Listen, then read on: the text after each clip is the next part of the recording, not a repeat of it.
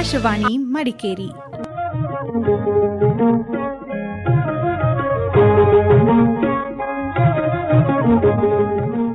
ಚಿಣ್ಣರ ಲೋಕ.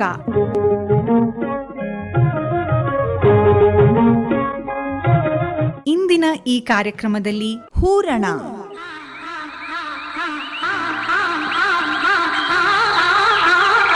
ರಂಗ ಸಮಯ, ಹೂರಣ ಮಾಹಿತಿಯುಕ್ತ ಕಾರ್ಯಕ್ರಮ. ನಮ್ಮೆಲ್ಲ ಪ್ರೀತಿಯ ಪೋಷಕರಿಗೆ ಇವತ್ತಿನ ಚಿಣ್ಣರ ಲೋಕ ಹೂರಣ ಕಾರ್ಯಕ್ರಮದಲ್ಲಿ ವಿಶೇಷತೆಯನ್ನು ಪರಿಚಯಿಸುವಂತಹ ಪ್ರಯತ್ನ ಇದೆ. ಶ್ರೋತೃಗಳೇ, ಇತ್ತೀಚೆಗೆ ಪೋಷಕರಿಗೆ ಅಳಲು. ಕಾರಣ, ಮಕ್ಕಳು ವಿದ್ಯಾಭ್ಯಾಸದ ಕಡೆ ಗಮನ ಕೊಡ್ತಾ ಇರ್ತಕ್ಕಂಥದ್ದು ಬಹಳ ಕಡಿಮೆ. ಒತ್ತಾಯಪೂರ್ವಕವಾಗಿ ಓದುವಂತಹ ಕೆಲಸವನ್ನು ಮಾಡಿದರೂ ಕೂಡ ತಕ್ಷಣದಲ್ಲಿ ಮರೆತು ಗಮನ ಇನ್ನೆಲ್ಲೋ ಇಡ್ತಾರೆ ಅನ್ನುವಂಥದ್ದು. ಹಾಗಾದರೆ ಕಾರಣ ಏನು? ಕಾರಣ ಮೊಬೈಲ್, ಟಿವಿ. ಅತಿಯಾದ ಮೊಬೈಲ್ ಬಳಕೆಗೆ ಮಕ್ಕಳು ಬಲಿಯಾಗ್ತಾ ಇರ್ತಕ್ಕಂಥದ್ದು ವಿಷಾದನೀಯ ಹಾಗೂ ಆತಂಕದ ವಿಷಯ ಕೂಡ. ಎಷ್ಟೋ ಪೋಷಕರು ಬಹಳ ನೊಂದ್ಕೊಳ್ಳುವಂಥದ್ದು ಇದೇ ವಿಚಾರಕ್ಕೆ.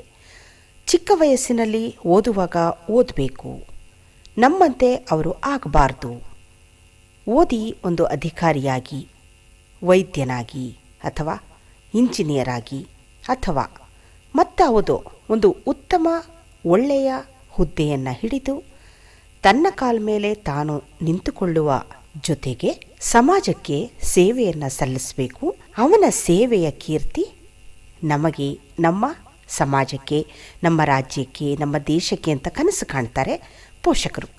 ಇಂತಹದ್ರಲ್ಲಿ ಪುಟ್ಟ ಪುಟ್ಟ ಮಕ್ಕಳು ಮೊಬೈಲ್ನಲ್ಲಿ ಗೇಮ್ ಆಡುವಂಥದ್ದು ಮತ್ತು ಸಾಮಾಜಿಕ ಜಾಲತಾಣಗಳಲ್ಲಿ ಅತಿಯಾಗಿ ವೀಕ್ಷಿಸಿ ಮಾನಸಿಕವಾಗಿ ಕುಗ್ಗಿ ಹೋಗುವಂಥದ್ದು, ಆರೋಗ್ಯದ ಮೇಲೆ ದುಷ್ಪರಿಣಾಮವಾಗುವಂಥದ್ದನ್ನು ನೋಡಿ ನೋಡಿ ಪೋಷಕರು ಕಂಗಾಲಾಗಿರುವಂಥದ್ದನ್ನು ನಾವು ಕಂಡಿದ್ದೇವೆ.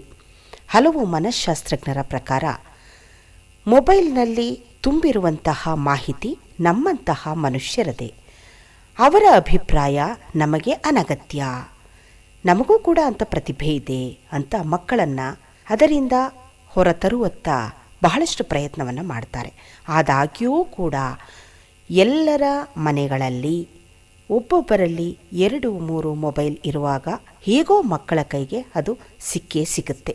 ಅಲ್ಲದೆ ಆನ್ಲೈನ್ನಲ್ಲಿ ಪಾಠಗಳನ್ನು ಕಳಿಸಿದ್ದಾರೆ, ಅದನ್ನು ನೋಡಬೇಕು ಅಂತನೋ ಅಥವಾ ನಾನು ಚಿತ್ರಕಲೆಯನ್ನು ಬರೀಬೇಕು ಅದನ್ನು ನೋಡಿ ಅಂತ ಹಠ ಮಾಡುವಂಥದ್ದನ್ನು ಕೂಡ ನಾವು ಗಮನಿಸಿದ್ದೇವೆ ಅಲ್ವಾ ಪೋಷಕರೇ? ಅಂದ ಹಾಗೆ ಇಂದಿನ ಹೂರಣ ಕಾರ್ಯಕ್ರಮದಲ್ಲಿ ಒಂದು ಸಣ್ಣ ಪ್ರಯತ್ನ. ಯಾವ ರೀತಿಯಲ್ಲಿ ಅಂತ ಅಂದರೆ, ನಾವು ವಿಶ್ವ ರಂಗಭೂಮಿ ದಿನಾಚರಣೆಯ ಸಂದರ್ಭದಲ್ಲಿ ಒಬ್ಬ ಅತಿಥಿಯ ಮಾತುಗಳನ್ನು ಆಲಿಸಿದ್ವಿ. ಅವರೇ BS ಪರಮೇಶ್ ಸಾಗರ್ ಅಂತ. ಅವರ ಕಾಳಜಿಯನ್ನು ನಾವು ಗಮನಿಸಿದಾಗ ನಿಜವಾಗಿ ನಮ್ಮ ಪೋಷಕರಿಗೆ ಸಹಾಯ ಆಗುತ್ತೆ ಅನ್ನೋದು.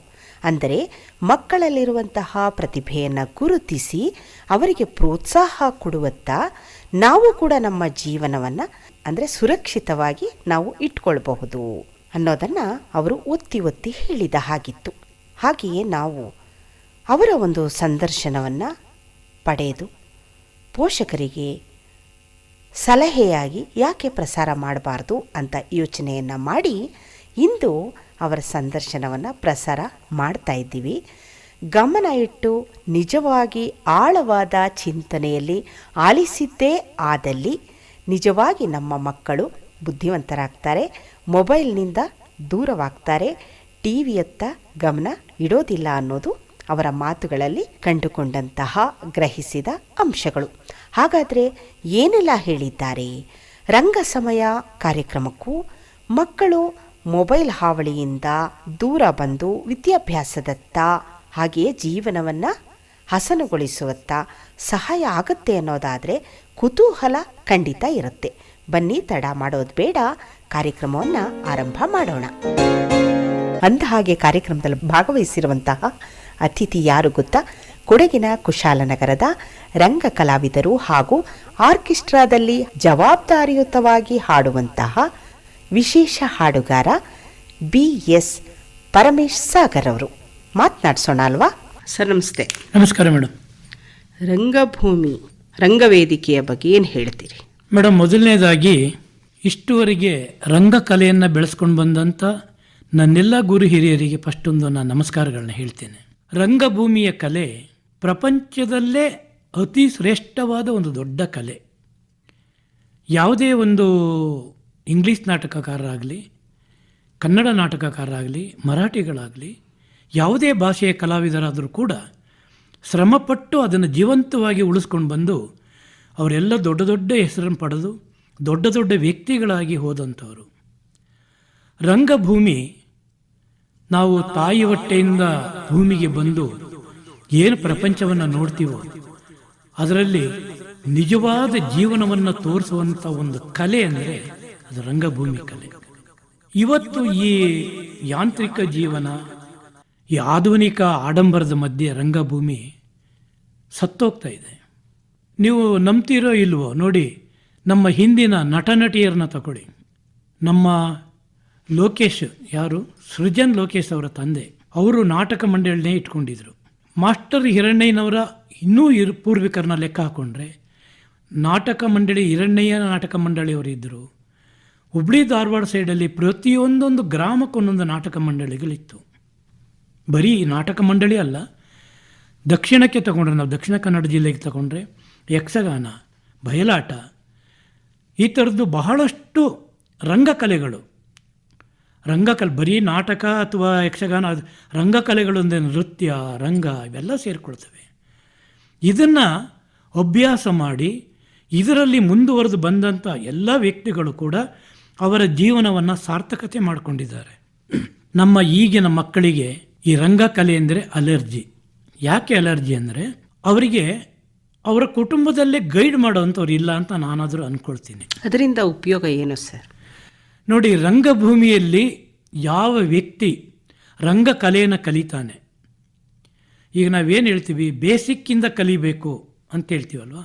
ನೀವು ಯಾಕೆ ಚಿಕ್ಕ ಮಕ್ಕಳನ್ನ ಇದು CCVR ಕಳಿಸ್ತೀರಾ, LKG ಕಳಿಸ್ತೀರಾ, UKG ಕಳಿಸ್ತೀರಾ? ದೊಡ್ಡ ದೊಡ್ಡ ಸ್ಟ್ಯಾಂಡರ್ಡ್ ಆಗಿರೋ ಶಾಲೆಗಳನ್ನ ಹುಡುಕ್ತೀರಾ? ನಾನು ಮೊನ್ನೆ ಯಾವುದೋ ಒಂದು ಆರ್ಟಿಕಲ್ ಓದಿದೆ ಪೇಪರ್ನಲ್ಲಿ, ಊಟಿನಲ್ಲಿ ಮಗು ಹೊಟ್ಟೆ ಒಳಗಿದ್ದ ಹಾಗೇ ಅಲ್ಲಿ ಅಪ್ಲಿಕೇಶನ್ ಹಾಕಬೇಕಂತೆ. ಗಂಡ ಹೆಣ್ಣು ಗೊತ್ತಿಲ್ಲ, ಆ ಕಾಲಮ್ ಫಿಲ್ಅಪ್ ಮಾಡೋದು. ಮತ್ತೆ ಅಪ್ಲಿಕೇಶನ್ನ ಹೊಟ್ಟೆಯಲ್ಲಿ ಮಗು ಇದ್ದಂಗೆ ಅಲ್ಲಿ 5 ಲಕ್ಷ ಕಟ್ಟಿಬಿಟ್ಟು ಅಪ್ಲಿಕೇಶನ್ ಹಾಕಬೇಕಂತೆ. ಯಾಕೆ ಹಾಕ್ತೀರಾ? ನಿಮ್ಮ ಮಗು ಒಳ್ಳೆಯದಾಗಬೇಕು, ಇಂಪ್ರೂವ್ ಆಗಬೇಕು ಅಂತಲ್ವ. ಹೊಟ್ಟೆ ಬಟ್ಟೆ ಕಟ್ಟಿ ಕಷ್ಟಗಳನ್ನ ನೀವು ಅನುಭವಿಸ್ಕೊಂಡು ಗಂಡ ಹೆಂಡತಿ ಅರ್ಧ ಹೊಟ್ಟೆ ತಿಂದು ಮಕ್ಕಳಿಗೆ ಒಳ್ಳೆಯದಾಗಲಿ ಅಂತ ಹೇಳಿ ನಾವು ಒಳ್ಳೆಯ ಶಾಲೆ ಹುಡುಕ್ತೀವಿ. ಅದೇ ರೀತಿ ರಂಗಕಲೆನೂ ಒಳ್ಳೆಯ ಶಾಲೆ ಮೇಡಮ್, ಒಳ್ಳೆಯ ಶಾಲೆ. ಅದು ಮನುಷ್ಯನ ಆರೋಗ್ಯವನ್ನು ಕಾಪಾಡುತ್ತೆ.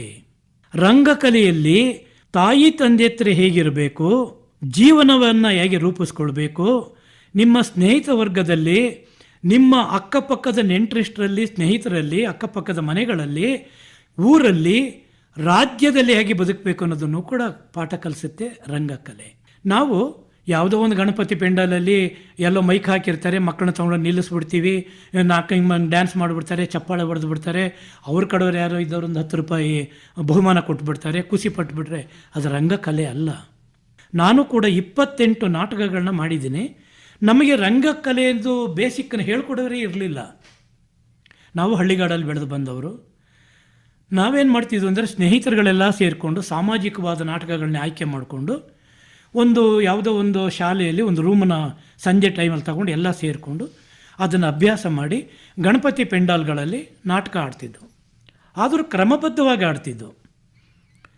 ರಂಗಭೂಮಿಯಲ್ಲಿ ಯಾವ ರೀತಿ ಅವರು ಒಂದು ಕಡೆಯಿಂದ ಬಂದು ಇನ್ನೊಂದು ಕಡೆಗೆ ಹೋಗ್ತಾರೆ, ಯಾವ ಕಡೆಗೆ ಮುಖ ಮಾಡಿ ನಿಂತು ಮಾತಾಡಬೇಕು, ಸಭೆಗೆ ಬೆನ್ನು ತೋರಿಸಬಾರ್ದು, ಗೀತೆಗಳನ್ನ ಹೀಗಾಡಬೇಕು ಎಲ್ಲನೂ ಹೇಳ್ಕೊಡ್ತಿದ್ರು. ನಾವು ಕಲ್ತ್ಕೊಳ್ತಿದ್ದು. ರಂಗಕಲೆದು ಬೇಸಿಕ್ಕಿಲ್ಲ, ಯಾರೊಬ್ರು ಹೇಳ್ಕೊಟ್ಟಿದ್ದನ್ನು ಕಲಿತಿದ್ವಿ. ಹಾಗಿದ್ರೆ ಪ್ರತಿಯೊಂದು ಜೀವಕ್ಕೂ ಅಂದರೆ ಪ್ರತಿಯೊಂದು ಮಗುವಿನಲ್ಲೂ ಕೂಡ ಈ ಕಲೆ ಅಡಗಿದೆ ಅಂತ ನೀವು ಹೇಳ್ತೀರಾ? ಖಂಡಿತವಾಗ್ಲೂ ಇದೆ ಮೇಡಮ್, ಖಂಡಿತವಾಗ್ಲೂ. ಅದನ್ನು ಹೇಗೆ ಗುರುತಿಸೋದು ಕಲೆಯನ್ನು ಹೇಳ್ತೀನಿ ನಾನು. ಪ್ರತಿಯೊಬ್ಬನಲ್ಲೂ ಕೂಡ ಒಂದು ಒಳ್ಳೆತನ ಇದೆ. ನಮ್ಮ ತಂದೆ ಒಂದು ಮಾತು ಹೇಳ್ತಿದ್ರು, ಒಬ್ಬ ಕಳ್ಳನಲ್ಲೂ ಕೂಡ ಒಂದು ಒಳ್ಳೆಯ ಗುಣ ಇದೆ, ಅದನ್ನು ಪರೀಕ್ಷೆ ಮಾಡುವಂಥ. ಒಬ್ಬ ಮನುಷ್ಯನಲ್ಲಿ ಅವನು ಎಂಥವನೇ ಆಗಿರಲಿ, ಅವನಲ್ಲಿ ಕಲೆ ಇದ್ದೇ ಇದೆ, ಅದು ಅವನೊಳಗೆ ಅಡಕವಾಗಿದೆ, ಅದು ಅವನಿಗೇ ಗೊತ್ತಿಲ್ಲ. ಅದನ್ನು ಗುರುತಿಸಿ ಹೊರಗೆ ತೆಗೆಯೋ ಒಬ್ಬ ಮಾಸ್ಟರ್ ಬೇಕು. ಅದಕ್ಕೆ ಅವನು ಕೂಡ ಪೂರಕವಾಗಿರಬೇಕು. ನೀನು ಇಂಥದನ್ನು ಕಲಿತೀಯಪ್ಪ, ನಿನ್ನೆ ನಾನು ಕಲಿಸ್ಕೊಡ್ತೀನಿ ಬಾ ಅಂದಾಗ ಅವನು ಸಹಜ ರೀತಿಯಲ್ಲಿ ಹೋಗಿ ಕಲಿಬೇಕು.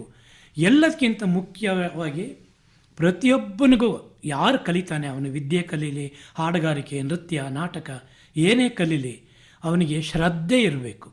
ಅದು ಮುಖ್ಯ. ನಮ್ಮ ತಂದೆ ಮತ್ತೊಂದು ಮಾತು ಹೇಳ್ತಿದ್ರು, ನೀನು ಕಲಿಬೇಕಾ, ನಿನಗೊಂದು ಗುರಿ ಇರಬೇಕು. ನಿನಗೆ ಗುರಿ ಇರಬೇಕಾ, ಅದರಿಂದ ಒಬ್ಬ ಗುರು ಇರಬೇಕು. ಆ ಗುರು ಹೇಳ್ಕೊಟ್ಟಿದ್ದ ಮಾರ್ಗದಲ್ಲಿ ನೀನು ಹೋದರೆ ಖಂಡಿತವಾಗಿ ನೀನು ಸಮಾಜಕ್ಕೆ ಒಬ್ಬ ಗಣ್ಯ ವ್ಯಕ್ತಿ ಆಗ್ತೀಯ, ಒಬ್ಬ ವ್ಯಕ್ತಿ ಆಗ್ತೀಯ, ಒಬ್ಬ ಶಕ್ತಿ ಆಗ್ತೀಯ ಅಂತ. ಈಗ ಅವರಲ್ಲಿ ಕಲೆ ಇದೆ ಅಂತ ಗುರುತಿಸಿ ಪ್ರೋತ್ಸಾಹ ಕೊಡಬೇಕು ಅಂದರೆ ಯಾರು ಕೊಡಬಹುದು ಸರ್? ಪ್ರಾಥಮಿಕವಾಗಿ ನಾನು ಹೇಳಬೇಕಂದ್ರೆ ಇದು ಪ್ರಾಥಮಿಕ ಶಿಕ್ಷಣವಾಗಿಯೇ ಬರಬೇಕು.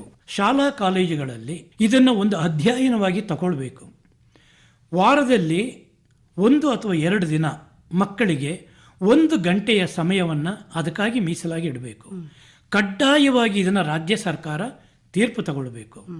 ನಾಟಕ ರಂಗಭೂಮಿಯಲ್ಲಿ ಏನಿದೆ ಅದನ್ನು ಸಣ್ಣ ಮಕ್ಕಳಿಂದ ಎಲ್ಲ ಕ್ಲಾಸ್ನವ್ರಿಗೂ ಕೂಡ ಇದನ್ನು ಪ್ರಥಮ ಇದರಿಂದನೂ ಹೇಳ್ಕೊಂಡು ಬರಬೇಕು, ಕಲಿಸ್ಕೊಂಡು ಬರಬೇಕು. ಸ್ವಲ್ಪ ದಿನ ಮುಜುಗರ ಆಗ್ಬೋದು ಮಕ್ಕಳಿಗೆ ಕಲೀಲಿಕ್ಕೆ, ಮನೆಯವ್ರಿಗೂ ಸ್ವಲ್ಪ ಕಷ್ಟ ಆಗ್ಬೋದು. ಈ ನಮ್ಮ ಜನಾಂಗದವರು ಈಗಿನವ್ರು ಏನು ಮಾಡ್ತಾ ಇದ್ದಾರೆ ಅಂದರೆ, ನನ್ನ ಮಗ ಇವತ್ತು ಹುಟ್ಟಬೇಕು, ನಾಳೆ ಬೆಳಿಬೇಕು, ನಾಡ್ದು ಕೆಲಸಕ್ಕೆ ಸೇರಬೇಕು, ಆಚೆ ನಾಡ್ದು ಸಂಬಳ ತರಬೇಕು, ಇಷ್ಟೇ ಅವ್ರ ದೃಷ್ಟಿ. ಅದ್ರ ಜೊತೆಲಿ ಇನ್ನೊಂದು ಈಗೋ ಇರ್ತದೆ ಅವರಿಗೆ. ನನ್ನ ಮಗ ಪಕ್ಕದ ಮನೆಯವನಿಗಿಂತ ಎತ್ತರಕ್ಕೆ ಬೆಳಿಬೇಕು, ಅವನಿಗಿಂತ ಜಾಸ್ತಿ ಸಂಬಳ ತರಬೇಕು, ಅವನಿಗಿಂತ ದೊಡ್ಡ ಹುದ್ದೆಯಲ್ಲಿ ಇರಬೇಕು. ಓಕೆ, ಒಪ್ಕೊಳ್ಳೋಣ. ಏನು ಮಾಡ್ತೀರಿ ನೀವು? ಏನು ಕೋಟಿಗಟ್ಟಲೆ ದುಡ್ಡಿದೆ ನಿಮ್ಮ ಹತ್ರ, ಇವರನ್ನು ಒಬ್ಬನೇ ಮಗನ ಬೆಳೆಸ್ತೀರಿ. ನಮ್ಮ ತಂದೆ ಕಾಲದಲ್ಲಿ ನಾವು 12 ಜನ ಮಕ್ಕಳು. ಈಗಿನವರಿಗೆ 1 ಮಗ ಹುಟ್ಟುಬಿಟ್ರೆ ಇಡೀ ಪ್ರಪಂಚನ ಆ ಮಗುಗೆ ತುರುಕ್ತಾರೆ. ಬೆಳಗ್ಗೆ 5 ಗಂಟೆಗೆ ಏಳಿಸ್ತಾರೆ, ಟ್ಯೂಷನ್ಗೆ ಕಳಿಸ್ತಾರೆ. ಅವನು 5ರಿಂದ 7 ಗಂಟೆ ಟ್ಯೂಷನ್ ಮುಗಿಸ್ಕೊಂಡು ಬರ್ತಾನೆ, ಸಂಗೀತ ಕ್ಲಾಸಿಗೆ ಕಳಿಸ್ತಾರೆ. 8ರಿಂದ 9ಕ್ಕೆ ಬರ್ತಾನೆ, ಸ್ನಾನ ಮಾಡ್ತಾನೋ, ತಿಂಡಿ ತಿಂತಾನೋ, ಬಾಕ್ಸ್ ತಗೋತಾನೋ, ವ್ಯಾನ್ ರೆಡಿ ಇರ್ತದೆ, ಶಾಲೆಗೆ ಹೋಗ್ತಾನೆ. ಅಲ್ಲಿಂದ ಬರ್ತಾನೆ, ಬಂದ ತಕ್ಷಣ ಅವನಿಗೆ 1 ಲೋಟ ಕಾಫಿ ಕೊಟ್ಬಿಟ್ಟು 1 2 ಬಿಸ್ಕೆಟ್ ಕೊಟ್ಬಿಟ್ಟು, ಹೋಗಪ್ಪ ನೀನು ಟ್ಯೂಷನ್ಗೆ ಹೋಗು. ಮತ್ತೊಂದು ಟ್ಯೂಷನ್ಗೆ ಹೋಗ್ತಾನೆ. 8 ಗಂಟೆಗೆ ಬರ್ತಾನೆ. 8 ಗಂಟೆದ ನೈಟ್ ಕರಾಟೆ ಕ್ಲಾಸ್ ಇದೆ, ಅಲ್ಲಿಗೆ ಹೋಗೋನು. ಅಲ್ಲೋಗಿ ಕರಾಟೆ ಪೆಟ್ಟೆಲ್ಲ ತಿನ್ಕೊಂಡು ಬರ್ತಾನೆ. ಬಟ್ ನಾನು ಹೇಳೋದು ಇದೆಲ್ಲ ತಪ್ಪು ಅಂತ ನಾನು ಹೇಳಲ್ಲ. ನಿಮ್ಮ ಮಗನಿಗೆ ವಾರದಲ್ಲಿ 1 ದಿನ ರಂಗಕಲೆ ಕಲಿಯೋದಕ್ಕೆ ಕಳಿಸಿ. ನಿಮ್ಮ ಇಡೀ ಜೀವನದಲ್ಲಿ ನೀವೇನು ಈ ಪಾಠವನ್ನು ಕೊಡ್ತಾ ಇದ್ದೀರಿ, ಇದೆಲ್ಲವನ್ನೂ ಮೀರಿಸುತ್ತೆ ರಂಗಕಲೆ. ನಮ್ಮ ಕರ್ನಾಟಕ ರತ್ನ ಡಾಕ್ಟರ್ ರಾಜ್ಕುಮಾರ್ ಅವರು, ನಾನು ಅವರ ಆರಾಧ್ಯ ದೈವ. ನನಗೆ ಅವರು, ನಾನು ನನ್ನ ಮನಸ್ಸಲ್ಲಿಟ್ಟು ಪೂಜಿಸುವ ಒಬ್ಬ ಕಲಾವಿದ ಅಂದರೆ ರಾಜ್ಕುಮಾರ್ ಅವರು. ಕಪಿಲಾ ನದಿ, ನಂಜನಗೂಡಿನ ಹೊಳೆ ಕಪಿಲಾ ನದಿಯಿಂದ ಅಡ್ಡೆ ಅಂದರೆ ಒಂದು ಬಿದಿರು ಪಟ್ಟಿಗೆ ಮುಂದೆ ಹಿಂದೆ ಕಟ್ಕೊಂಡು ನೀರು ತಂದು ನಂಜನಗೂಡು ದೇವಸ್ಥಾನವನ್ನು ತೊಳೆಯೋಕ್ಕೆ ಕೊಡ್ತಿದ್ರಂತೆ. ತೊಳೆಯೋಕ್ಕೆ ಕೊಟ್ಟಾಗ ಆ ಅರ್ಚಕರು ಇವರಿಗೆ, ರಾಜ್ಕುಮಾರ್ ಅವರಿಗೆ 2 ನಂಜನಗೂಡಿನ ರಸಬಾಳೆಹಣ್ಣನ್ನು ಕೊಡ್ತಿದ್ರಂತೆ ತಿನ್ನುವಂತ. 2 ಬಾಳೆಹಣ್ಣಿಗೋಸ್ಕರ ಹೊಳೆಯಿಂದ ನೀರು ಹೊತ್ತಿದ್ದು ಮಾಡಿದರು. ನಿಷ್ಠೆಯಿಂದ ಕಲೆ ಕಲಿತರು. ಅವರಪ್ಪ ಪುಟ್ಟಸ್ವಾಮಿ ಗೌಡರು ರಾಜ್ಕುಮಾರನ್ನು ಅವರು ಭರ್ಜರಿ ಅಭಿನಯ ಮಾಡುವಂಥ ವ್ಯಕ್ತಿ, ಗಣ್ಯ ವ್ಯಕ್ತಿ. ರಾಜ್ಕುಮಾರನ್ನು ಅವನು 21 ವರ್ಷ ಪ್ರಾಯಕ್ಕೆ ಬರೋಗಂಟೂ ಅವನ್ನ ಅಭಿನಯ ಮಾಡಲಿಕ್ಕೆ ಬಿಡಲೇ ಇಲ್ಲ. ಯಾಕೆಂದರೆ ನನ್ನ ಮಗ ರಂಗ ಪರದೆನೇ ಎಳೀಲಿ. ಯಾಕೆ ರಂಗ ಪರದೆನೇ ಎಳೀಲಿಕ್ಕೆ ಅವನನ್ನು ಇಟ್ಕೊಂಡ್ರು ಅಂದರೆ, ಮುಂದೆ ಕೂತ್ಕೊಂಡು ನೋಡಿದ್ರೆ ಒಬ್ಬರದು ಇಬ್ಬರದು ಅಭಿನಯ ನೋಡ್ಬೋದು. ರಂಗ ಪರದೆನೇ ಎಳೆದರೆ ಎಷ್ಟು ಜನ ರಂಗಮಂಟಪಕ್ಕೆ ಬಂದು ಅಭಿನಯ ಮಾಡ್ತಾರೆ, ಅಷ್ಟು ಜನರನ್ನು ಕೂಡ ಇವನು ಆಲಿಸ್ಬೋದು. ಅದೇ ಥರ ಆಯಿತು.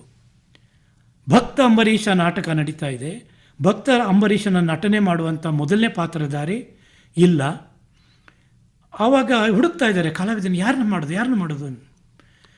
ಆಗ ಪುಟ್ಟಸ್ವಾಮಿ ಗೌಡ್ರೆ, ನಿಮ್ಮ ಮಗನ ಕೈಯಲ್ಲೇ ಮಾಡಿಸಿದ್ರೆ ಹೇಗೆ? ಬೇಡ ಸ್ವಾಮಿ, ಅವ್ನು ತಪ್ಪು ಮಾಡಿಬಿಟ್ರೆ ಇರಲಿ ಬಿಡ್ರಿ, ನಾನು ಹೇಳ್ತೀನಿ ಅಂತೇಳಿ ಆ ನಾಟಕದ ನಿರ್ದೇಶಕರು ಹೋಗಿ ಮಾಸ್ಟ್ರು ನಾವು ನಾಟಕ ನಿರ್ದೇಶಕರನ್ನ ಮಾಸ್ಟರ್ ಅಂತ ಹೇಳ್ತೀವಿ. ಅವ್ರು ಹೇಳಿದ್ರಂತೆ, ಮುತ್ತರಾಜು ಇದೊಂದು ಪಾತ್ರ ಮಾಡಬೇಕು, ನೀನು ಮಾಡ್ತೀಯನೋ ಅಂತ. ರಾಜ್ಕುಮಾರ್ ಅವರು ಬಕಪಕ್ಷಿಯಂಗೆ ಅದನ್ನೇ ಕಾಯ್ತಾ ಇದ್ರು ಆ ಸಮಯವನ್ನು. ನೋಡಿ, ರಂಗಕಲೆ ನಿಜವಾಗಿ ಕಲಿಯುವಂಥ ಮನುಷ್ಯನ್ನ ಯಾವ ಮಟ್ಟಕ್ಕೆ ತಗೊಂಡೋಗುತ್ತೆ ಅಂತ ನಾನು ಇದನ್ನು ಹೇಳ್ತಾ ಇದ್ದೇನೆ. ಅವರು ಹೇಳೋದೇ ತಡ ಅವ್ರ ಕಾಲಿಗೆ ಬಿದ್ದು ನಮಸ್ಕಾರ ಮಾಡಿ, ನಾನು ಖಂಡಿತ ಮಾಡ್ತೀನಿ, ನನಗೆ ಪಾತ್ರ ಕೊಡಿ, ಮಾಡ್ತೀನಿ ಅಂದ್ರಂತೆ. ಅವರಿಗೆ ಆ ಪರಿಸರ ಇತ್ತು ಸರ್. ನಾಟಕ, ರಂಗಭೂಮಿ, ರಂಗಕಲೆ. ಅವರ ತಂದೆಯವರೂ ಕೂಡ ರಂಗಕಲಾವಿದರಾಗಿದ್ದರು. ಪ್ರೋತ್ಸಾಹ ಆ ನಂತರ ಸಿಕ್ಕಿದೆ ಅವರಿಗೆ. ಆದರೆ ಇವತ್ತು ಏನಾಗ್ತಾ ಇದೆ ಅಂದರೆ, ಧಾವಂತದ ಬದುಕಿನ ಅತ್ತ ಜನ ಸಾಕ್ತಾ ಇದ್ದಾರೆ. ಎಲ್ಲರೂ ಹೋಗ್ತಾ ಇದ್ದೀವಿ.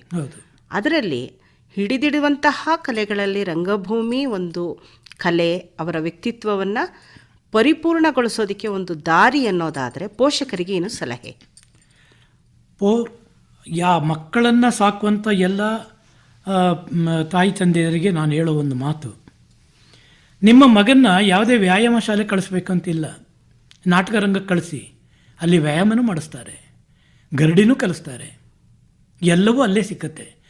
ನಾವು ಒಂದು 28 ನಾಟಕವನ್ನು ನಾನು ಮುಖ್ಯ ಪಾತ್ರದಲ್ಲೇ ಮಾಡಿದ್ದೀನಿ. ನಮ್ಗೆ ಹೇಳಿಕೊಡೋರು ಇರಲಿಲ್ಲ, ನಮ್ಮ ಬಾಯಿ ಬಂದಿದ್ದೆ ಹೇಳ್ತಿದ್ದು, ಕತೆ ಪುಸ್ತಕದಲ್ಲಿ ಏನಿತ್ತು ಪ್ರಾಕ್ಟೀಸ್ ಮಾಡಿ ಹೇಳ್ತಿದ್ದು. ಅಡ್ಡಂಡ ಕಾರ್ಯಪ್ಪನವರು ಈಗ ಸೃಷ್ಟಿ ಕಲಾರಂಗದಲ್ಲಿದ್ದಾರೆ, ಅವರು ಆವಾಗ ರಂಗಾಯಣದಲ್ಲಿದ್ದರು. ಅವರು ಬಂದು ಸಾಹೇಬರು ಬರ್ತಾರೆ ಅಂತ ಒಂದು ನಾಟಕವನ್ನು ಕಲಿಸಲಿಕ್ಕೆ ನಮ್ಮ ಕುಶಾಲನಗರಕ್ಕೆ ಬಂದರು. ನಾವೆಲ್ಲರೂ ಅವ್ರನ್ನ ಬರಮಾಡ್ಕೊಂಡ್ವಿ. ಅವ್ರು ಬಂದು ನೀವು ಯಾವ ಥರ ನಾಟಕ ಮಾಡ್ತೀರಾ ಅಂತ ಒಂದು ಸಾರಿ ನೋಡಿದರು. ನೋಡ್ಬಿಟ್ಟು, ನಾಟಕ ಕಲಿಯೋದು ಹಿಂಗಲ್ಲಪ್ಪ, ನಾನು ಹೇಳ್ಕೊಡ್ತೀನಿ ಅಂತ. ಎಲ್ಲರೂ ಬನ್ನಿ, ಹೋದ್ವಿ. ಒಂದು 15 ನಿಮಿಷ ಎಲ್ಲರನ್ನೂ ಆ ಇದರೊಳಗೆ ಶಾಲೆ ಒಳಗೆ ಓಡಿಸಿದ್ರು. ಓಡಿ ಓಡಿ ಓಡಿ ಓಡಿ ಎಲ್ರಿಗೂ ಸುಸ್ತಾಯಿತು. ಒಂದು ವಿಷಯಲ್ಲಿ ಹೊಡೆದ್ರು. ಎಲ್ಲ ಹಾಗೆ ನಿಂತ್ಕೊಂಡು ಅವ್ರು ಹೇಳಿದರು ಮೊದಲೇ, ನೀವು ಯಾರ್ಯಾರು ಹೇಗಿದ್ದೀರ ಹಾಗೆ ನಿಲ್ಲಬೇಕು ಅಂತ. ಯಾವ್ಯಾವ ಪೊಸಿಷನಲ್ಲಿದ್ದೀವಿ ಹಾಗೆ ನಿಂತಿದ್ದೀವಿ, ಒಬ್ಬರು ಅಲುಗಾಡಬಾರ್ದು. ಒಬ್ಬನ ಕರೆದು ಕೇಳಿದರು ಅವರು ಬಾಯಲ್ಲಿ, ಇಷ್ಟು ಜನ ನಿಂತಿದ್ದಾರಲ್ಲ, ನಿನಗೆ ಹೇಗೆ ಅನಿಸುತ್ತೆ? ಅವನು ಹೇಗಿದ್ದಾನೆ, ಇವನು ಹೇಗಿದ್ದಾನೆ? ಇವನು ಸರ್, ಅವನು ಓಡಂಗಿದ್ದಾನೆ, ಇವನೇನೋ ಕಿತ್ಕೊಳ್ಳಂಗಿದ್ದಾನೆ, ಅವನು ಎತ್ತಲಾಗೋ ನೋಡ್ತಾ ಇದ್ದಾನೆ, ಅವನು ಈ ಕಡೆ ನೋಡ್ತಾ ಇದ್ದಾನೆ. ಇದು ನಾಟಕ. ಸುಮ್ಮನೆ ಮನಸ್ಸಿಗೆ ಬಂದಂಗೆ ಮಾಡೋದಲ್ಲ ನಾಟಕ. ಇದಕ್ಕೊಬ್ಬ ಗುರು ಬೇಕು ಕಲಿಸಲಿಕ್ಕೆ. ಈಗ ನಾನು ಬಂದು ಹೇಳಿದೆ, ನೀವು ಮಾಡಿದ್ರಿ, ನೀನೇ ನೋಡಿದೆ, ನಿನಗೆ ಹಲವಾರು ಥರ ಕಾಣುತ್ತಲ್ವ, ಆ ಥರ ಕಾಣಬಾರ್ದು. ನಾನು ನೋಡಿದ ನಾಟಕ 100 ಸಾರಿ ನೋಡಬೇಕಂತ ಪ್ರೇಕ್ಷಕರು ಬರಬೇಕು, ಆ ಥರ ಇರಬೇಕು. ಆರೋಗ್ಯವೂ ಚೆನ್ನಾಗಿರುತ್ತೆ. ಶಿಸ್ತುಬದ್ಧವಾದ ನಿಯಮವನ್ನು ಕಲಿತಾರೆ. ಓಡ್ತಾರೆ, ಅಲ್ಲಿ ವ್ಯಾಯಾಮ ಆಯಿತು. ನೋಡ್ತಾರೆ, ಕಣ್ಣು ದೃಷ್ಟಿ ಒಳ್ಳೆಯದಾಯಿತು. ಆಯಿತಾ? ಒಬ್ಬನ ನೋಡಿ ಇನ್ನೊಬ್ಬ ಅಭಿನಯ ಕಲಿತಾನೆ, ಕಲೆ ಬಂತು. ಕಲೆಗೆ ಒಂದು ನೆಲೆ ಬೇಕು, ಅದನ್ನು ನೀವೇ ಸೃಷ್ಟಿಸ್ಕೋಬೇಕು. ನಾನು ತಾಯಿ ತಂದೆಯರಿಗೆ ಹೇಳೋದು, ನಿಮ್ಮ ಮಕ್ಕಳು IAS ಆಫೀಸರ್ ಆಗಲಿ ಸಂತೋಷ, ನಿಮ್ಮ ಮಕ್ಕಳು ದೇಶದ ಪ್ರಧಾನಿ ಆಗಲಿ ಸಂತೋಷ. ಬೇಸಿಕ್ಕಿಂದ ಇದನ್ನು ಕಲಿಸಿ. ಇವತ್ತು ಕಲಾರಂಗದಲ್ಲಿ ನಾವು ಇಲ್ಲಿ ಮಾತ್ರ ನೋಡ್ತಾ ಇಲ್ಲ, ಹುಬ್ಳಿ ಧಾರವಾಡ ಸೈಡ್ ಹೋದರೆ ನಿಮಗೆ ಗೊತ್ತಾಗುತ್ತೆ. ಒಬ್ಬೊಬ್ಬನ ಆಸ್ತಿ ಕೋಟಿ ರೂಪಾಯಿಗೆ ಬೆಲೆ ಕಟ್ಬೋದು, ಅಷ್ಟು ಆಸ್ತಿ ಇದೆ. ಅವನು ಇವತ್ತಿಗೂ ನಾಟಕ ಮಂಡಳಿಯಲ್ಲೇ ಇರ್ತಾನೆ. 4 ಪ್ರದರ್ಶನ 5 ಪ್ರದರ್ಶನ ಕೊಡ್ತಾನೆ. ಬಾಯಿಪಾಠ ಆಗೋಗಿರುತ್ತೆ. ಯಾವ ರೀತಿಯಲ್ಲಿ ಬೇಕಾದ್ರೂ ಅವನು ಅಭಿನಯ ಮಾಡ್ತಾನೆ. ಕಾಯಿಲೆಗಳೇ ಇಲ್ಲ. ನಮ್ಮಲ್ಲಿ ಒಂದು ಗಾದೆ ಇದೆ, ನಾಟಕ ಮಾಡುವಂಥವನಿಗೆ ಅವನು ಕುಣಿದು ನೆಗೆದು ಬಿದ್ದು ಎದ್ದು ಶರೀರ ಗಟ್ಟಿಮುಟ್ಟಾಗಿರುತ್ತೆ. ಅಲ್ಲಿ ಒಂದು ಚಾಲೆಂಜ್ ಬರುತ್ತೆ, ನಾನು ಇನ್ನೊಬ್ಬನಿಗಿಂತ ಗಟ್ಟಿಮುಟ್ಟಾಗಿರಬೇಕು. ಈಗ ಆರೋಗ್ಯವಂತವಾಗಿರೋ ಮನುಷ್ಯನ ಯಾವ ರೀತಿ ಪರೀಕ್ಷೆ ಮಾಡೋದು ಅಂತಂದರೆ, ರಸ್ತೆಯಲ್ಲಿ ಹಂಸಗಳು ಹಾಕಿರ್ತಾರಲ್ಲ, ಆ ಥರ ಹಂಸ ಹಾಕಿರ್ತಾರಲ್ಲ, ಹಂಸ ಬಂದಾಗ ವೆಹಿಕಲ್ಗಳು ಏನು ಮಾಡ್ತಾರೆ, ನಿಧಾನಕ್ಕೆ ಎತ್ತಿ ಕಡೆ ದಬಕ್ ಅಂತ ಬಿಡ್ತಾರೆ. ನಮಗೀಗ ಹೊಟ್ಟೆ ಬಂದಿದೆ, ಏನಂತ ಕಾಯಿಲೆ? ಅದು ರೋಗದ ಮುನ್ಸೂಚನೆ. ಅದೇ ಹೊಟ್ಟೆ ತೆಳ್ಳಗಿದೆ, ಶರೀರ ನೆಟ್ಟಗಿದೆ ಅಂದರೆ ಅದರ ಅರ್ಥ ಏನು? ಅವನೆಲ್ಲದಕ್ಕೂ ಪಕ್ಕ ಇದ್ದಾನೆ ಅಂತ. ನಿಮ್ಮ ಮಕ್ಕಳು ನಿಮಗೆ ಪಕ್ಕವಾಗಿರಬೇಕಂದ್ರೆ ಕಳಿಸಿ ರಂಗಭೂಮಿಗೆ. ಎಲ್ಲ ವಿದ್ಯೆಯನ್ನು ಕಲಿಸ್ತಾರೆ, ಎಲ್ಲ ವಿದ್ಯೆನೂ ಬರ್ತದೆ. ಶಾರೀರದಲ್ಲಿರುವ ಹಲವಾರು ರೋಗಗಳು ಹೊರಟು ಹೋಗುತ್ತೆ. ಕಿರ್ಚುತ್ತಾರೆ, ಗಂಟಲಿರೋ ಕಲ್ಮಶಗಳೆಲ್ಲ ಹೋಗುತ್ತೆ. ಹಾಡ್ತಾರೆ, ಮನಸ್ಸು ಶುದ್ಧಿ ಆಗುತ್ತೆ. ಅಭಿನಯಿಸ್ತಾರೆ, ಜನಗಳ ಚಪ್ಪಾಳೆ ಹೊಡೆದಾಗ ಇವರಿಗೆ ನಾನೇನೋ ಸಾಧನೆ ಮಾಡಿದನು ತೃಪ್ತಿ ಸಿಗುತ್ತೆ. ಇಂಥವ್ರ ಮಗ ಹಿಂಗೆ ಮಾಡ್ದ ಅಂದಾಗ ನಿಮಗೆ ಹೆಸರು ಬರುತ್ತೆ. ಕೋಟಿಗಟ್ಟಲೆ ದುಡ್ಡು ಮಾಡಿ ಇಟ್ಟುಬಿಟ್ಟು ಸಾಯಬೇಡಿ. ಮಕ್ಕಳು ಕುಡಿದು ತಿಂದು ಯಾರಿಗೂ ತಿನ್ನಿಸಿ ಅವರು ಹಾಳಾಗ್ತಾರೆ. ಇದನ್ನು ಕೊಟ್ಟೋಗಿ ನೀವು ಪ್ರಜ್ಞಾವಂತರಾಗಿ ಫಸ್ಟು ತಾಯಿಯೇ ಮನೆಯ ಮೊದಲ ದೇವರು ಅಂತೀವಲ್ವೇ, ತಾಯಿ ತಂದೆಗೆ ಹೇಳಿ ರೀ ನನ್ನ ಮಗನೂ ಸೇರಿಸೋಣ ಅಂತ ನಿಮ್ಮ ಗಂಡನಿಗೆ ಹೇಳಿ, ಗಂಡ ಹೆಂಡ್ತಿರು ಕೂತ್ಕೊಂಡು ತೀರ್ಮಾನ ಮಾಡಿ. ಯಾವುದೇದೋ ಎಕ್ಸಾಮ್ ಕಳಿಸ್ತೀರಿ, ಎಷ್ಟೋ ಜನ ನೀವು ಕಳಿಸಿರೋ ಭರತನಾಟ್ಯ ಅಥವಾ ಡ್ಯಾನ್ಸು ಹಾಳು ಮೂಳು ಎಲ್ಲದರಲ್ಲೂ ಅಲ್ಪ ಸ್ವಲ್ಪ ಮಾಡಿ ಬ್ರೇಕ್ ಮಾಡಿರೋರೇ ಇರೋದು. ಯಾರು ಪಕ್ಕ ಮಾಡ್ಕೊಂಡಿಲ್ಲ. ಕಲಾವಿದ ಪಕ್ಕ ಮಾಡ್ಕೊಳ್ತಾನೆ. ಯಾಕೆಂದರೆ ಅವನಿಗೆ ಶರೀರದಲ್ಲಿ ಎಲ್ಲ ಬಲವೂ ಬಂದಿರುತ್ತೆ, ನೋಡ್ಲಿಕ್ಕೆ ಸುಂದರವಾಗಿ ಕಾಣ್ತಾನೆ, ಆತ್ಮವಿಶ್ವಾಸ ಬೆಳೀತದೆ. ಏನಿಲ್ಲ ಆದ್ರೂ ಇವತ್ತು ನಾನು ಯಾವುದಾದ್ರು ಒಂದು ಸಿನಿಮಾದಲ್ಲಿ ಅಭಿನಯಿಸಿ ಹೀರೋ ಆಗ್ತೀನಿ, ಇಲ್ಲ ಒಂದು ಏನಾದರೂ ಒಂದು ಸಾಧನೆ ಮಾಡ್ತೀನಿ. ರಂಗಭೂಮಿ ಅಂದರೆ ತಾಯಿಯ ಹೊಟ್ಟೆಯ ಒಡಲಿದ್ದಂಗೆ. ತಾಯಿ ಹೊಟ್ಟೆಯಲ್ಲಿ ತಾಯಿ ಮಗುವಿನ 9 ತಿಂಗಳು ಬಂದ ಕಷ್ಟ ನಷ್ಟ, ರಕ್ತ ನೀರು, ಉಪ್ಪು ಹುಳಿ ಖಾರವೆಲ್ಲವನ್ನು ತಿಂದು ಸಹಿಸಿಕೊಂಡು ತನ್ನ ಮಗನಿಗಾಗಿ ಯಾವ ರೀತಿ ಒಂದು ಶಪಥ ಮಾಡ್ತಾಳೆ. ಅಯ್ಯೋ ನಾನಿವತ್ತು ಏನಾದ್ರು ಹೆಚ್ಚಾಗಿ ತಿಂದ್ಬಿಟ್ಟು ನನ್ನ ಮಗುಗೆ ನೋವಾದರೆ ಅಂತೇಳಿ ಎಷ್ಟು ಕಣ್ಣೀರು ಹಾಕ್ತಾಳೆ, ಎಷ್ಟು ಜಾಗ್ರತೆ ವಹಿಸ್ತಾಳೆ. ಆ ಥರ ನೀವು ನಿಮ್ಮ ಮಕ್ಕಳನ್ನ ಜಾಗ್ರತೆ ವಹಿಸಿ ಕಳಿಸಿ ಕಲಾರಂಗಕ್ಕೆ. ಯಾವುದೋ ಯಾವನೋ ಒಬ್ಬ ಒಂದು ಫಿಲಮಲ್ಲಿ ಆ್ಯಕ್ಟ್ ಮಾಡ್ದ, ನೀವು ಹೋಗಿ ಚಪ್ಪಾಳೆ ಬಡಿತೀರಿ, ವಿಶಿಲ್ ಹೊಡಿತೀರಿ, ಅವ್ನು ತುಂಬ ಚೆನ್ನಾಗಿ ಅದೇ ಆ್ಯಕ್ಟ್ ನಿಮ್ಮಗ ಯಾಕೆ ಮಾಡಬಾರ್ದು? ಅಂದರೆ ಪ್ರತಿಯೊಬ್ಬರಲ್ಲೂ ಕಲೆ ಇರುತ್ತೆ, ಖಂಡಿತ ಇದೆ. ರಂಗಕಲೆ ಅನ್ನೋದು ಪ್ರತಿಯೊಬ್ಬರಲ್ಲೂ ಅಡಗಿರುತ್ತೆ. ಕುಟುಂಬಗಳಲ್ಲಿ ನಾವು ನೋಡಬಹುದು.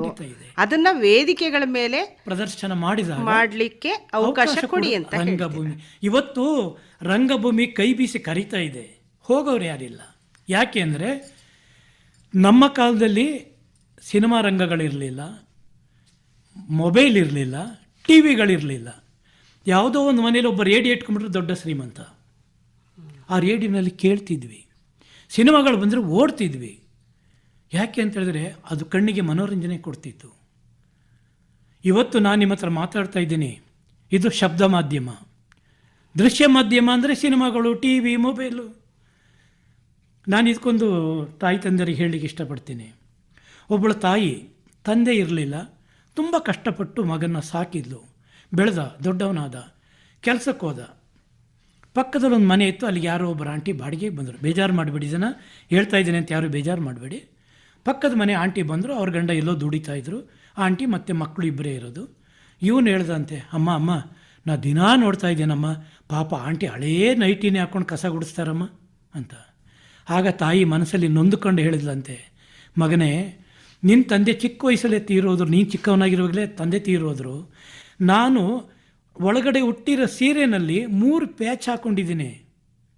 ಹರಿದೋಗಿರೋ ಸೀರೆಗೆ ಹೊಲಿಗೆ ಹಾಕ್ಕೊಂಡು ನಿನ್ನನ್ನು ಬೆಳೆಸಿದ್ದೀನಿ.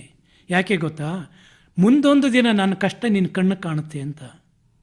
ನೀನು ನಿನ್ನ ತಾಯಿ ಹರಿದೋಗಿರೋ ಸೀರೆ ನಿನ್ನ ಕಣ್ಣು ಕಾಣಲಿಲ್ಲ, ಯಾವುದೋ ಶ್ರೀಮಂತ ಆಂಟಿ ಪಕ್ಕದಲ್ಲಿ ಬಂದಿದ್ದಾಳೆ, ಅವಳು ಹಳೇದು ಮಾಸಾಗಿರೋ ನೈಟಿ ಹಾಕ್ಕೊಂಡಿದ್ದಾಳೆ ಅಂತ ಹೇಳ್ತೀಯಲ್ಲ ಅಂತ ಮನಸ್ಸಲ್ಲಿ ಹೇಳ್ಕೊಂಡು, ಹೌದಪ್ಪ ಹೇಳೋಣ ಬಿಡ, ಅವ್ರಿಗೆ ಬೇರೆ ಹಾಕ್ಕೊಳ್ಳಿ ಅಂತ ಹೇಳೋಣ.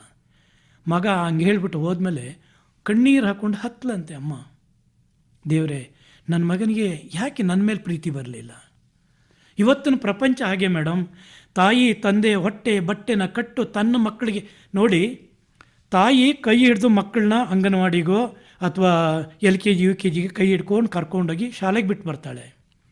ತಂದೆ ಅದೇ ಮಗುನ ಕರ್ಕೊಂಡು ಬರುವಾಗ ಹೆಗಲ್ ಮೇಲೆ ಕೂರಿಸ್ಕೊಂಡು ಮಗುನ ಕರ್ಕೊಂಡು ಬರ್ತಾನೆ.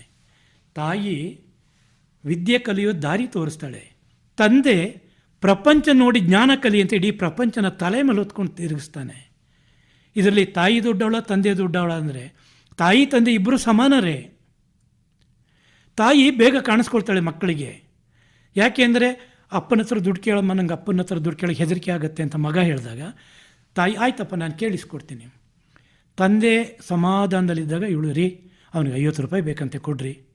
ಯಾಕಂತೆ ಅವನಿಗೆ ಮನೇಲಿ ಊಟ ಮಾಡಲ್ವಾ, ತಿಂಡಿ ತಿನ್ನಲ್ವಾ? ಏನೋ ಬಿಡ್ರಿ, ಎಲ್ಲ ಮಕ್ಕಳು ಜೊತೆ ಮಕ್ಕಳು ಇರ್ತಾರೆ, ಎಲ್ಲ ಖರ್ಚು ಮಾಡಿ ಇವನು ಮಕ ನೋಡ್ತಾನೆ, ಕೊಡ್ರಿ ಅಂದಾಗ ಸರಿ ನೋಡಿ ಖರ್ಚು ಮಾಡೋಕ್ಕೆ ಹೇಳು. 50 ಕೇಳಿದಕ್ಕೆ 100 ರೂಪಾಯಿ ತಂದೆ ಕೊಟ್ಟು ಹೋಗ್ತಾನೆ. ತಾಯಿ ತಂದುಬಿಟ್ಟು ತಗೊಳ್ಳೋ 100 ರೂಪಾಯಿನೇ ಕೇಳ್ಕೊಂಡು, ಅಯ್ಯೋ ನನ್ನ ಅಮ್ಮ ಅಂತ ಅಮ್ಮನ ತಪ್ಕೊಂಡು ಮುತ್ತು ಕೊಡ್ತಾನೆ. ಅದ್ರ ಕ್ರೆಡಿಟ್ ಯಾರಿಗೂ ಹೋಗಬೇಕು? ತಂದೆಗೆ. ಕಷ್ಟಪಟ್ಟು ಬೆವರು ಸುರಿಸಿ. ಒಬ್ಬ ಮಗ ಹೇಳ್ತಾನೆ, ಅಪ್ಪ ನನಗೆ ಇವತ್ತು 4,000 ರೂಪಾಯಿದು ಶೂ ಬೇಕು. ಅಪ್ಪ ಹೇಳ್ತಾನೆ, ಈ ತಿಂಗಳ ಸಂಬಳ ಆಗಲಿಯಪ್ಪ ನೋಡೋಣ ಈ 1ನೇ ತಾರೀಕು ನಂಗೆ ಗ್ಯಾರಂಟಿ ಕೊಡಬೇಕು, ಇಲ್ಲಾಂದ್ರೆ ನಾನು ಕಾಲೇಜ್ಗೆ ಹೋಗಲ್ಲ. ಆಯ್ತಪ್ಪ.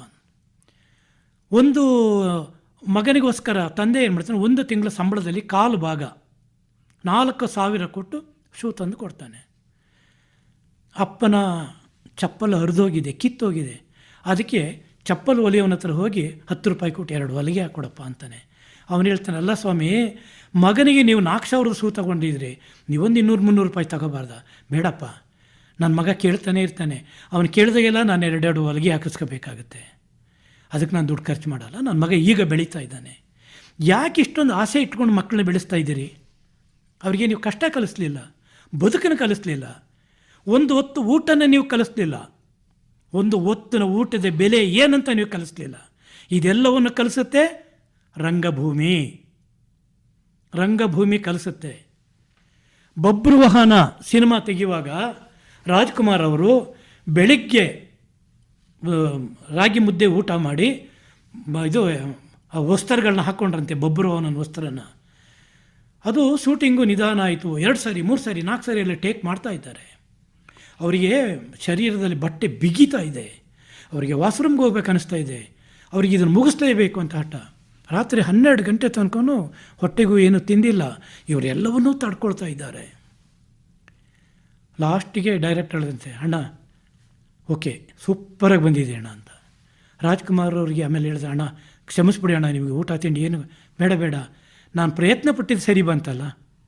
4 ಜನ ನೋಡಿ ಪರವಾಗಿಲ್ಲ, ಬಬ್ರುವಾಹನನ ಅಭಿನಯದಲ್ಲಿ ರಾಜ್ಕುಮಾರ್ ಚೆನ್ನಾಗಿ ನಟಿಸಿದ್ದಾನೆ ಅಂತ ಚಪ್ಪಾಳೆ ಹೊಡಿತಾರಲ್ಲ, ಅವರು 150 ರೂಪಾಯಿ ಕೊಟ್ಟು ಥಿಯೇಟ್ರಿಗೆ ಒಂದು ಸಿನಿಮಾ ನೋಡಿದಾಗ, ನನ್ನ ಅಭಿನಯ ನೋಡಿದಾಗ ಅವರು ಚಪ್ಪಾಳೆ ಹೊಡಿತಾರಲ್ಲ, ನಮಗೆ ಅವರು ಅನ್ನ ಕೊಡೋರು. ನಾನು ಶ್ರದ್ಧೆಯಿಂದ ಮಾಡಬೇಕು, ಮಾಡಿದ್ದೀನಿ. ಫಸ್ಟಿಗೆ ಬಟ್ಟೆ ಬಿಚ್ಚಿ ನಾನು ವಾಶ್ರೂಮ್ಗೆ ಹೋಗ್ಬೇಕಂದ್ರಂತೆ. ಎಂಥ ಅಭಿನಯ, ಎಂಥ ಕಲಾವಿದರು! ಅಂಥ ಕಲಾವಿದರುಗಳು ನಮ್ಮ ಮನೆಗಳಲ್ಲೂ ಇದ್ದಾರೆ. ನೀವು ಅವರಿಗೆ ಪ್ರೋತ್ಸಾಹ ಕೊಡ್ತಾ ಇಲ್ಲ. ರಂಗಭೂಮಿ ಕಲೆಯನ್ನು ಕಲಿಸಿ ಅಂತ. ಕಲೀರಿ. 108 ಜನ ಕಲಾವಿದರುಗಳಿರ್ತಾರೆ. ಒಬ್ಬೊಬ್ಬನಲ್ಲೂ ಒಂದೊಂದು ಭಾವನೆ ಇರ್ತದೆ, ಒಬ್ಬೊಬ್ಬನಲ್ಲೂ ಒಂದೊಂದು ವಿದ್ಯೆ ಇರ್ತದೆ, ಒಬ್ಬೊಬ್ಬನಲ್ಲೂ ಒಂದು ಗುಣ ಇರ್ತದೆ, ಒಬ್ಬೊಬ್ಬನಲ್ಲಿ ಒಂದು ರಾಗ ಇರ್ತದೆ, ಒಬ್ಬೊಬ್ಬನಲ್ಲಿ ಒಂದು ಅಭಿನಯ ಇರ್ತದೆ. ಎಲ್ಲವನ್ನು ನಾವು ನೋಡಿ 2 ಕಣ್ಣಲ್ಲಿ ತುಂಬಿಸ್ಕೋಬೋದು. ನಾವು ಅದನ್ನು ಪ್ರಯತ್ನ ಪಡ್ಬೋದು. ಮುಂದೊಂದು ದಿನ ನಾವು ಅವ್ರಂಗೆ ಆಗ್ಬೋದು ಅಂತ ಹೇಳ್ತಾ, ಎಲ್ಲ ವೀಕ್ಷಕರಿಗೆ, ಪ್ರೇಕ್ಷಕರಿಗೆ, ನಮ್ಮ ಮಾತನ್ನು ಕೇಳ್ತಾ ಇರುವಂಥ ತಂದೆ ತಾಯಿಗಳಿಗೆ ನಾವೇನಾದರೂ ತಪ್ಪಾಗಿ ಮಾತಾಡಿದರೆ ಕ್ಷಮೆ ಇರಲಿ. ಇದಕ್ಕೆ ಶಾಲಾ ಕಾಲೇಜುಗಳಿಂದನೇ, ಶಾಲಾ ಕಾಲೇಜುಗಳವ್ರಿಗೂ ಕೂಡ ನಾನು ನಮಸ್ಕಾರ ಮಾಡಿ ಹೇಳ್ತೀನಿ. ನಿಮ್ಮ ಇಡೀ ವಾರದ ಪಾಠ ಶಾಲೆಯಲ್ಲಿ 1 ಗಂಟೆ ಮಕ್ಕಳಿಗೆ ಇದು ಒಂದು ಅಧ್ಯಾಯ ಅಂಥೇಳಿ ಇದನ್ನು ತೆರೆದು ಮಕ್ಕಳುಗಳಿಗೆ, ಶಾಲೆಗೆ, ಅವರಿಗೆ ಕಾಲೇಜು ಮಕ್ಕಳೇ ಓದ್ತಾ ಇರಲಿ, 1ನೇ ಕ್ಲಾಸ್ ಮಕ್ಕಳೇ ಓದ್ತಾ ಇರಲಿ, ಅಲ್ಲಿಂದನೇ ನೀವು ಅವರಿಗೆ ರಂಗಭೂಮಿಯನ್ನು ಅವರಿಗೆ ವಿವರಣೆ ಮಾಡಿ ತೋರಿಸಿ, ಮತ್ತು ಶಾಲೆಗಳಲ್ಲಿ ಆದಷ್ಟು ಈ ಸಿನಿಮಾ ಡ್ಯಾನ್ಸ್ಗಳನ್ನು ಹಾಡೋದನ್ನು ಬಿಟ್ಟು ರಂಗಕಲೆವಿದೆ, ಜಾನಪದ ಗೀತ, ಭಾವಗೀತ, ಸಂಸ್ಕೃತಿಯನ್ನು ಬೆಳೆಸಲಿಕ್ಕೆ ನಾನು ಮೊನ್ನೆ ಯಾವುದೋ ಒಂದು ಶಾಲೆಗೆ ಹೋಗಿದ್ದೆ. ಅಲ್ಲಿ ಯಾವುದೋ ಒಂದು ಮಗು ಹಾಡು ಹೇಳಂದರೆ ಭಕ್ತಿಗೀತೆ ಅಂತೆ. ನನ್ನ ಮಗನೂ ಭಕ್ತಿಗೀತೆ ಹಾಡ್ತಾ ನಿಲ್ತಾನೆ. ತಕ್ಕ ತಕ್ಕ ಕುಣ್ಣಿ ಬೆಡ್ಡೆಲ್ಲ ಇಡಿ ಅಂತ ಇದೆ. ಅದೊಂದು ಹಾಡಕ್ಕೆ ಬರಲ್ಲ. ಅದಕ್ಕೆ ಏನೋ ತಾಯಿ ತಂದು ನಿಲ್ಲಿಸಲಿ ಮಗು ಹಾಡ್ತಾ ಇದೆ. ಅದೆಲ್ಲ ಸಂಸ್ಕೃತಿನ ನಾಶ ಮಾಡ್ತಾ ಏನು ಅನ್ನಿಸ್ತು ಸರ್ ನಿಮಗೆ? ಅಲ್ವಾ? ಎಲ್ಲರೂ ಚೀಯದೆ ಹೋಗಂತ ಕೂಗ. ನೀವು ಹಿರಿಯರಿದ್ದೀರಾ, ಆ ಮಗು ಹಾಡುವಾಗ ನಿಮ್ಮ ಮನಸ್ಸಿಗೆ ಏನು ನೋವಾಗ್ತದೆ ಮೇಡಮ್, ನೋವಾಗ್ತದೆ. ನೋಡಿ, ಒಂದು ಹಾಡನ್ನು ಬರೆಯುವವನು, ಒಂದು ಭಕ್ತಿಗೀತೆಯನ್ನು ಬರೆಯುವಂಥ ಒಬ್ಬ ಮನುಷ್ಯ, ಆ ಹಾಡಿಗೆ ಎಷ್ಟು ಭಯ ಭಕ್ತಿ ತುಂಬಿರ್ತಾನೆ ಗೊತ್ತಾ? ಭಾವನೆಗಳು ಉಕ್ಕಿ ಬರ್ತದೆ. ಆ ಭಾವನೆಯನ್ನೇ ತಗೊಂಡೋಗಿ ನೀವು ಸ್ಟೇಜಲ್ಲಿ, ಸಮಾಜ ವಿಫಲ ಆಗಿದೆ ಅಂತನ ಸರ್? ಖಂಡಿತ ಸಮಾಜ ಅರಿವನ್ನ ಮೂಡಿಸುವಲ್ಲಿ ಸಮಾಜ ವಿಫಲವಾಗಿದೆ. ಅದಕ್ಕೆ ಇನ್ನೊಂದು ಕಾರಣ ಇದೆ. ನಮ್ಮ ಸಿನಿಮಾಗಳಲ್ಲಿ 3/4 ಭಾಗ ಇರುವಂಥ ಹೊಲಸನ್ನು ತೆಗಿಬೇಕು. ಇನ್ನೊಂದು, ಆರ್ಕೆಸ್ಟ್ರಾಗಳಲ್ಲೂ ಕೂಡ, ನಾನು ಒಬ್ಬ ಆರ್ಕೆಸ್ಟ್ರಾ ಸಿಂಗರು, ನಾನು ನಮ್ಮ ಆರ್ಕೆಸ್ಟ್ರಾ ಕಲಾವಿದರುಗಳಿಗೆ ಹೇಳ್ತಾ ಇರ್ತೀನಿ, ನೋಡಿ, ಒಂದು ಆರ್ಕೆಸ್ಟ್ರಾ ಮಾಡುವಾಗ ಯಾವುದೋ ಒಂದು ಸಮಾರಂಭದಲ್ಲಿ ಆರ್ಕೆಸ್ಟ್ರಾ ಕೇಳಲಿಕ್ಕೆ ಜನ ಬಂದಿರ್ತಾರೆ. ರಾಜ್ಕುಮಾರ್ ಕಾಲದಿಂದ, ಅದರ ಆಚೆ ಕಾಲದಿಂದನೂ ಹಾಡುಗಳು, ಹಳೆ ಹಾಡುಗಳಿದೆ. ಕೆಲವರಿಗೆ ಯುಗ ಯುಗಾದಿ ಕಳೆದರು ಯುಗಾದಿ ಮರಳಿ ಬರುತ್ತಿದೆ, ಈ ಹಾಡನ್ನು ಕೇಳಬೇಕು ಅನಿಸುತ್ತೆ. ಅವ್ರು ಬಂದಿರ್ತಾರೆ. ನೀವು ಒಂದು ಪ್ರೇಯರ್ ಹಾಡು, ಒಂದು ಭಕ್ತಿಗೀತೆ ಆಯಿತು ಒಂದು ತಕ್ಷಣ ಅಲ್ಲಿರೋ ಮಕ್ಕಳನ್ನೆಲ್ಲ ತಂದುಬಿಟ್ಟು ಸ್ಟೇಜಿಗೆ ಬಿಟ್ಬಿಡ್ತೀರಿ. ಸರ್, ನನ್ನ ಮಗ ಕುಣಿತಾನೆ, ಹಾಡಿ ಸರ್ ಕುಣಿ ಹಾಡುಗಳನ್ನ ಯಾವುದನ್ನು ಹಾಡೋದು? ಅಸಭ್ಯವಾದ ಕುಣಿತಗಳು. ಪಾಪ ವಯಸ್ಸಾದವರು, ನಮ್ಮಂಥವರೆಲ್ಲ ಹಾಡು ಕೇಳಕ್ಕೆ ಕೂತಿರ್ತೀವಿ. ಒಳ್ಳೊಳ್ಳೆ ಮೆಲೋಡಿ ಹಾಡುಗಳಿದೆ, ಒಳ್ಳೊಳ್ಳೆ ಭಕ್ತಿಗೀತೆ, ಭಾವಗೀತೆ, ಜನಪದ ಗೀತೆ. ನೀವು ಅದನ್ನು ಯಾವುದೂ ಆಡ್ದೇನೆ ಏಕಾಏಕಿ ಕರ್ಸಿರೋರು ನಿಮಗೆ ದುಡ್ಡು ಕೊಡ್ತಾರೆ, ಆ ಮಕ್ಕಳು ಏನೋ ಕುಣಿತವೆ. ಆ ಆರ್ಕೆಸ್ಟ್ರಾಕ್ಕೆ ಏನು ಬೆಲೆ ಇದೆ ಮೇಡಮ್? ಆ ಕಲೆಗೆ ಏನು ಬೆಲೆ ಇದೆ? ನಾವೇ ಕೊಲ್ತಾ ಇರೋದು ಕಲೆಯನ್ನು, ನಾವುಗಳೇ ಕೊಲ್ತಾ ಇರೋದು. ಎಚ್ಚೆತ್ಕೊಳ್ಳಿ. ಸ್ವಲ್ಪ ದಿನ ಬಿಟ್ಟರೆ ಹಾರ್ಮೋನಿಯಂ ಬಾರಿಸೋರು ಇರಲ್ಲ, ಹಾರ್ಮೋನಿಯಂ ಪ್ಲೇ ಮಾಡೋರು ಇರಲ್ಲ, ತಬಲಾ ಪ್ಲೇ ಮಾಡೋರು ಇರಲ್ಲ, ಡೋಲಾಕ್ ಪ್ಲೇ. ಅದು ಏನನ್ನೋದನ್ನು ನಾವು ಮುಂದಿನ ಪೀಳಿಗೆಗೆ ಪುಸ್ತಕದಲ್ಲಿ ನೋಡಿ ಮಕ್ಕಳೇ, ಹಾರ್ಮೋನಿಯಂ ಅಂದರೆ ಇದು ಹೀಗಿತ್ತು, ತಬಲಾ ಅಂದರೆ ಹೀಗಿತ್ತು, ಇನ್ನು ನೋಡಿ ಭರತನಾಟ್ಯ ಅಂದರೆ ಹೀಗಿತ್ತು ಅಂತೇಳಿ ಪುಸ್ತಕದಲ್ಲಿ ತೋರಿಸ್ಬೇಕಾಗುತ್ತೆ. ಆದ್ದರಿಂದ ರಂಗಕಲೆಯನ್ನು ಕಡೆಗಣಿಸಬೇಡಿ. ರಂಗಕಲೆಗೆ ನೀವು ನಿಮ್ಮ ಮಕ್ಕಳನ್ನ ಕಳಿಸಿದರೆ ನಿಮಗೆ ಬೆಲೆ ಬರುತ್ತೆ ಹೊರತು ಬೆಲೆ ಹಾಳಾಗಲ್ಲ. ಮುಂದೊಂದು ದಿನ ಅವರು ಅದರಲ್ಲೇ ಜೀವನ ಮಾಡೋರು ಆಗ್ಬೋದು. ಇಲ್ಲ ಶರೀರ ಗಟ್ಟಿ ಇರುತ್ತೆ, ಜೀವನೋಪಾಯಕ್ಕೂ ಕೂಡ ಒಂದು ದಾರಿ. ಎಷ್ಟು ಜನ ಈಗ ನಮ್ಮ ಕೊಡಗಿನ ರಕ್ಷಿಕ ಮಂದಣ್ಣನೇ ತಗೊಳ್ಳಿ, ಅವ್ರು ಕಲ್ತಿದ್ರು. ಕಲೆ ಅವ್ರನ್ನ ಎಲ್ಲಿ ಗಂಟೆ ಹೇಳ್ಕೊಂಡೋಯ್ತು. ಅಲ್ಲ, ಎಲ್ಲರೂ ರಕ್ಷಿತರ ಮಂದಣ್ಣ ಆಗ್ಲಿಕ್ಕಾಗಲ್ಲ, ಎಲ್ಲ ರಾಜ್ಕುಮಾರ ಆಗ್ಲಿಕ್ಕಾಗಲ್ಲ. ಮುಂದಿನ ಪೀಳಿಗೆಯಲ್ಲಿ ನಿಮಗೂ ಏನಾದ್ರು ಒಂದು ಇರಬಹುದು. ಸಾಧನೆ ಮಾಡಿ. ಒಳ್ಳೆಯದು ಸರ್, ಅರ್ಥಪೂರ್ಣವಾದಂತಹ ಮಾತುಗಳನ್ನು ಆಡಿದ್ದೀರಿ. ವಿಷಾದಕರ ಸಂಗತಿಗಳನ್ನು ಕೂಡ ನೀವು ಹೇಳಿ ನೀವು ಕೊರಗ್ತಾ ಇದ್ದೀರಿ ವೈಯಕ್ತಿಕವಾಗಿ. ಹೌದು ಮೇಡಮ್, ನಿಜವಾದ ಮಾತು. ಮತ್ತೆ ಪೋಷಕರಿಗೆ ಸಲಹೆಯನ್ನು ಕೊಟ್ಟಿದ್ದೀರಿ, ಶಾಲಾ ಕಾಲೇಜು ವಿದ್ಯಾರ್ಥಿಗಳಿಗೂ ಕೂಡ ಕಿವಿ ಮಾತನ್ನು ಹೇಳಿದ್ದೀರಿ. ನಿಮ್ಮ ಕನಸುಗಳು ಏನೆಲ್ಲ ಇದೆ, ಆ ಕನಸಿನ ಬಗ್ಗೆ ಮತ್ತೊಂದು ವಿಶೇಷ ಕಾರ್ಯಕ್ರಮದಲ್ಲಿ ನಾವು ಮಾತನಾಡೋಣ ಅಂತ ಹೇಳ್ತಾ ಇವತ್ತಿನ ಒಂದೆರಡು ಮಾತುಗಳನ್ನು ಮುಕ್ತಾಯ ಮಾಡ್ತಾ ಇದ್ದೀವಿ. ಆಗಲಿ ಮೇಡಮ್, ನಂದು ಒಂದು ನಮಸ್ಕಾರ. ವಿಶೇಷವಾಗಿ ನಮ್ಮ ಆಕಾಶವಾಣಿ ಮಡಿಕೇರಿ ಇಂಥ ಕಲೆಗಳನ್ನ ಹುಡುಕಿ ಅದನ್ನು ಪ್ರಯತ್ನ ಮಾಡ್ತಾ ಇದೆ. ಅವರಿಗೆ ಸಹಕಾರ ಕೊಡಿ. ನಾನು ಹೇಳೋದು ಆದರೆ ನಮ್ಮ ಮಡಿಕೇರಿ ಆಕಾಶವಾಣಿ ಇಂಥ ಒಂದು ದಟ್ಟ ಅರಣ್ಯದೊಳಗಿದ್ದರೂ ಕೂಡ ಅದರ ಕರ್ತವ್ಯನ ನಿಷ್ಠೆಯಿಂದ ಮಾಡ್ತಾ ಇದೆ. ದಯವಿಟ್ಟು ಪೋಷಕರು, ಪಾಲಕರು ಮಕ್ಕಳಿಗೆ ಮನೆಯಲ್ಲೂ ಹೇಳಿಕೊಡಿ, ಸಮಯ ಸಿಕ್ಕಿದಾಗ ಕ್ಲಾಸಿಗೆ ಕಳಿಸಿ, ಅವ್ರನ್ನ ಒಳ್ಳೆ ರೀತಿಯಲ್ಲಿ ಬೆಳೆಸಿ ಅಂತೇಳಿ ಮನವಿ ಮಾಡ್ಕೊಳ್ತಾ ನನ್ನ ಕರೆಸಿದ್ದಕ್ಕೆ ನಿಮ್ಮ ಆಕಾಶವಾಣಿಗೆ, ಇದು ನಮ್ಮ ಆಕಾಶವಾಣಿ, ನಮಸ್ಕಾರಗಳನ್ನ ತಿಳಿಸ್ತಾ ಇದ್ದೀನಿ. ಧನ್ಯವಾದ ಸರ್. ಕಾರ್ಯಕ್ರಮವನ್ನು ಪ್ರೀತಿಯಿಂದ ಆಲಿಸಿದ ನಮ್ಮೆಲ್ಲ ಮಕ್ಕಳಿಗೆ, ಶ್ರೋತೃಗಳಿಗೆ ಮತ್ತೊಮ್ಮೆ ನಮಸ್ಕಾರ.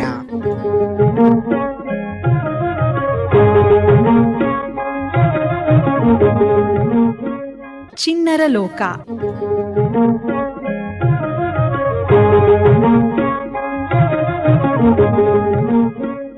ಇದುವರೆಗೆ ಹೂರಣ,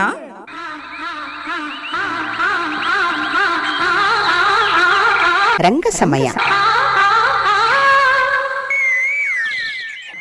ಹೂರಣ ಮಾಹಿತಿಯುಕ್ತ ಕಾರ್ಯಕ್ರಮ ಪ್ರಸಾರವಾಯಿತು.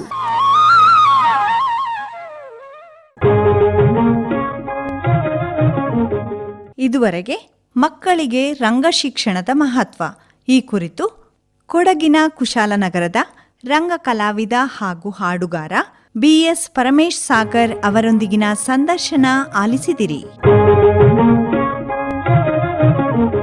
ಪ್ರಸ್ತುತಿ ಹಾಗೂ ನಿರ್ವಹಣೆ ಎಂ ಶಕುಂತಲಾ. ಇದು ಇಂದಿನ ಚಿಣ್ಣರ ಲೋಕ. ಚಿಣ್ಣರ ಲೋಕ ಕಾರ್ಯಕ್ರಮ ಆಕಾಶವಾಣಿ ಮಡಿಕೇರಿ ಕೇಂದ್ರದಿಂದ ಮೂಡಿಬಂತು.